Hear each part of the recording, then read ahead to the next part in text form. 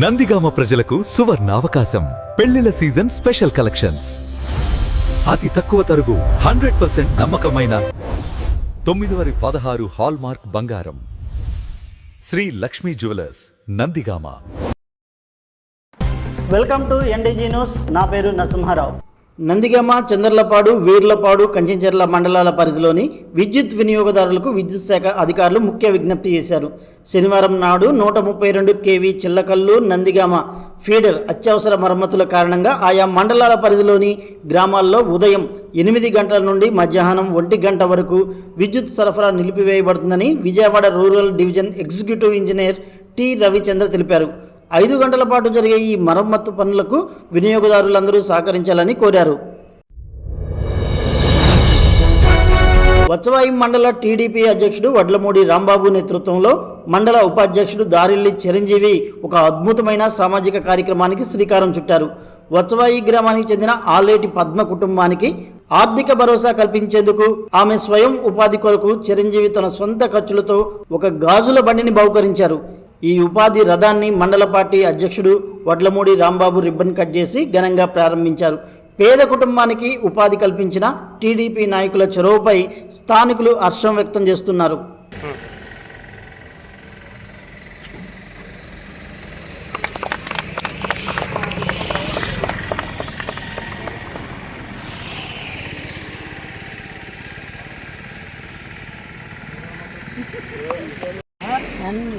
చెప్పు అమ్మేది చెప్పు.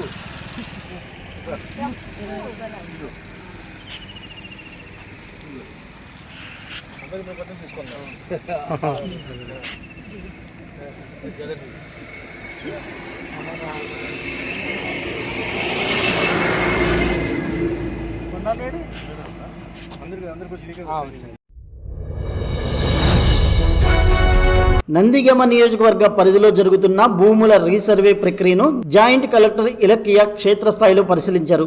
రీసర్వే పూర్తయిన గ్రామాల్లోని రైతులకు త్వరలోనే కొత్త పాస్ పుస్తకాలను పంపిణీ చేస్తామని ఆమె వెల్లడించారు. అలాగే రైతులకు సకాలంలో ఎరువులు అందేలా చూస్తున్నామని, ఎరువుల అమ్మకాలన్నీ తప్పనిసరిగా ఏపీ AIMS యాప్ ద్వారానే జరగాలని జేసీ ఆదేశించారు.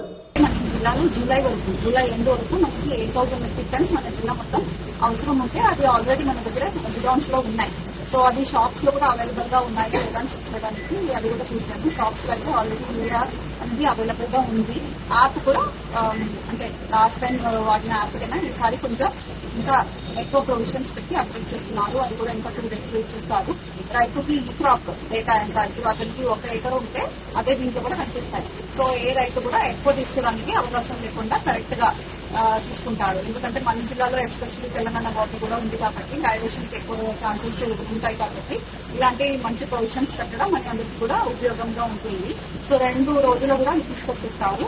రైతులు కూడా యూరియా తీసుకొచ్చు, వాళ్ళకి అందులో కానీ ఏమీ ఉండదు తీసుకొచ్చు కాబట్టి అది కూడా విజిట్ చేయడం జరిగింది. అండ్ మనకి ఇప్పుడు యోగాంధ్ర జరుగుతుంది.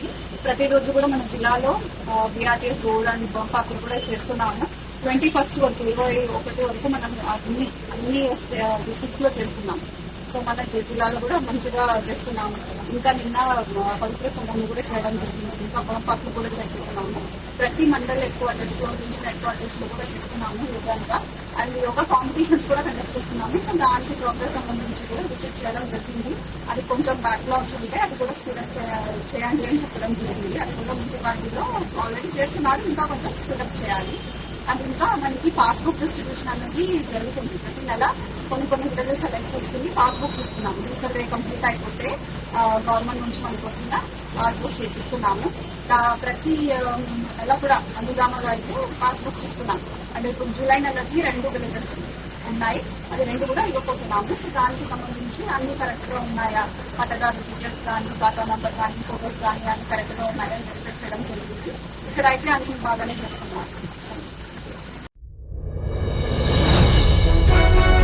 కూటమి ప్రభుత్వం 2 ఏళ్ల పాలనలో ప్రజలను దారుణంగా వంచిందని వైఎస్ఆర్సీపీ ఎమ్మెల్సీ డాక్టర్ మొండితోక అరుణ్ కుమార్ తీవ్ర స్థాయిలో ధ్వజమెత్తారు.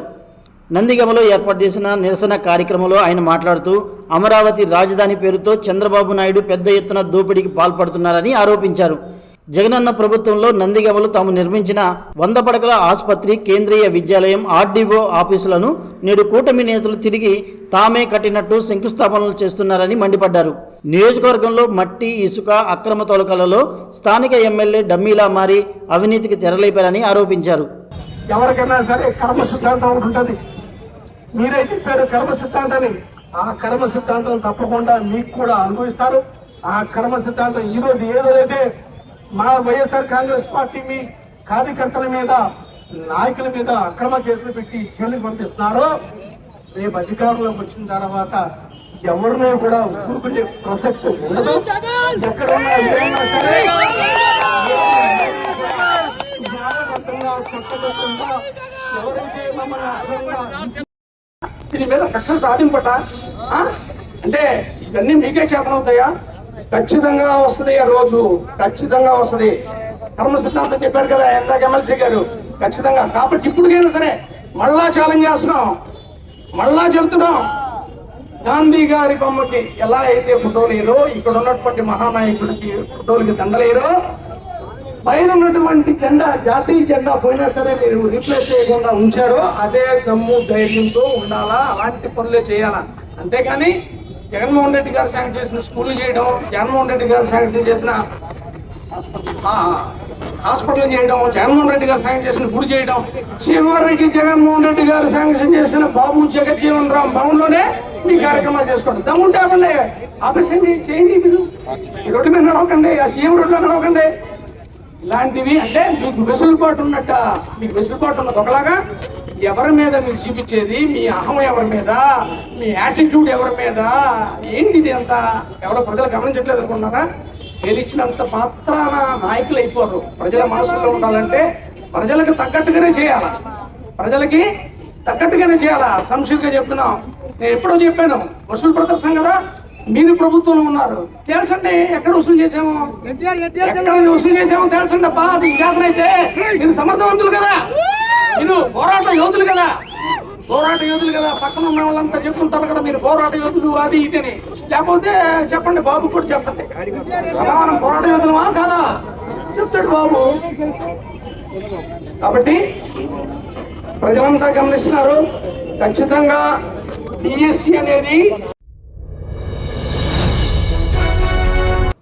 ప్రధాని నరేంద్ర మోదీ 12 ఏళ్ల పరిపాలన పూర్తి చేసుకున్న సందర్భంగా నందిగామ పట్టణంలో మున్సిపల్ అధికారులు, బీజేపీ శ్రేణుల ఆధ్వర్యంలో స్వచ్ఛ భారత్ కార్యక్రమాన్ని నిర్వహించారు. ఈ సందర్భంగా ఓబీసీ నేత తొర్లికొండ సీతారామయ్య మాట్లాడుతూ, దేశాన్ని రక్షిస్తున్న పారిశుధ్య కార్మికులను గౌరవించిన ఏకైక ప్రధాని మోదీ అని కొనియాడారు. ప్రజలంతా బాధ్యతగా రోడ్లపై చెత్త వేయకుండా మున్సిపాలిటీ డస్ట్బిన్లను మాత్రమే వినియోగించాలని కోరారు. ఈ కార్యక్రమంలో మున్సిపల్ కమిషనర్ లోవరాజు, బీజేపీ నేతలు పాల్గొన్నారు.